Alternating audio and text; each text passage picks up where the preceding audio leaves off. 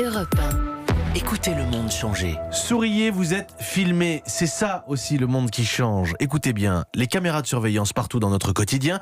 À Valenciennes, ça fait maintenant 3 ans que la ville est équipée grâce aux Chinois Huawei. Oui, grâce, car c'est un cadeau à 2 millions d'euros des caméras offertes à la ville, qui sert ainsi de vitrine commerciale en France. Certains habitants s'inquiètent, d'autant que le géant chinois est le numéro 1 mondial de la reconnaissance faciale. Pour y voir plus clair, Maximilien Carlier s'est rendu sur place pour Europe 1.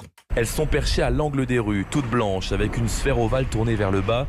Ces caméras Huawei suscitent aujourd'hui un intérêt, une crainte parfois. Les habitants ont des avis partagés. Moi, je trouve ça top parce qu'au moins, si jamais il se passe quelque chose, on a des preuves et on sait qui c'est. Moi, je pense que c'est de l'espionnage. Il y a environ 240 caméras d'une valeur de 2 millions d'euros. Elles n'ont rien coûté à la ville. Michel Legrand, président de la Fédération du Nord de la Ligue des droits de l'homme. Si c'est gratuit, c'est vous le produit. Moi, ce qui me gêne, oui, effectivement, c'est que c'est un cadeau dans lequel il n'y aurait pas de contrepartie. Huawei, c'est une entreprise qui est proche de l'État chinois et tout le monde sait que la Chine est un grand État démocratique. Autre inquiétude, ces caméras dernier cri sont équipées d'un système de reconnaissance faciale. Seule garantie que ce n'est pas mis en œuvre dans la ville. La parole de la municipalité, Laurent de Gallet, maire de Valenciennes. Nous n'utilisons pas la reconnaissance faciale. Voilà, ça c'est interdit en France. On utilise les caméras comme on utilise les caméras partout en France.